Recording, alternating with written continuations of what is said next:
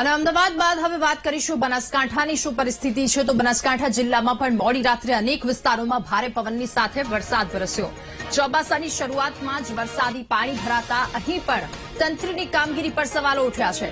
દુકાનો અને રસ્તાઓ પર પાણી ભરાતા વાહન ચાલકો અને દુકાનદારોને હાલાકીનો સામનો કરવો પડ્યો તો દુકાનોની આસપાસ પાણી ભરાતા દુકાનદાર દુકાન બંધ રાખવા માટે મજબૂર થયા। અનેક વખત સ્થાનિકો દ્વારા વાતને લઈને રજૂઆત કરવામાં આવી, આ પરિસ્થિતિને લઈને રજૂઆત કરવામાં આવી, પરંતુ રજૂઆત બાદ પણ પરિસ્થિતિ ઠેરને ઠેર છે। સમસ્યાનો નિકાલ આવે તેવી વેપારીએ તંત્રની પાસે માંગ કરી છે।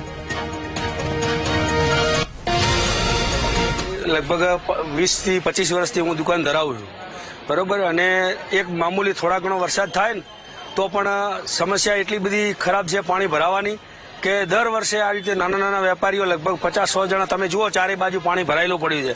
મામૂલી એક ખાલી 10 મિનિટ વરસાદ આવ્યો છે છતાં પણ આટલું પાણી ભરાઈ ગયું છે। હજી ચોમાસાની શરૂઆત થવાની બાકી છે।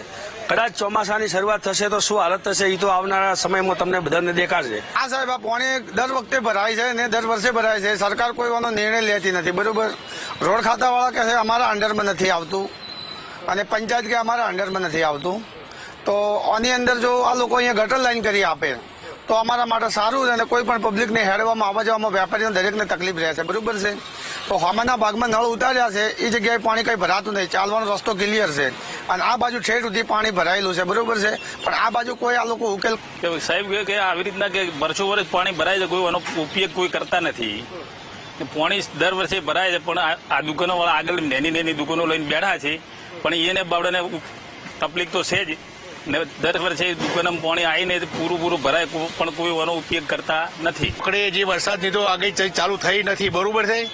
હજી વરસાદ તો થયો જ નથી પણ એટલું બધું 4 રસ્તાની અંદર પાણી ભરાય છે કોઈ સીમા વગર નહીં અને કોઈ વહીવટ તંત્ર કોઈ પણ જોવાનું લેતું નથી। પછી જ્યાં વખતે 2-4 જણાનો અકસ્માત થઈ ગયેલો છે અહીંયા પાણીની અંદર પડવાથી, બરોબર છે, પણ આનો કોઈ ઉકેલ આવતું નથી। પીડબ્લ્યુ વાળા કે અમારા હાથમાં નથી, પંચાયત વાળા કે અમારા હાથમાં નથી, તો ઘણા હાથમાં છે આ અને એના તાત્કાલિક પગલે લેવા જોઈએ।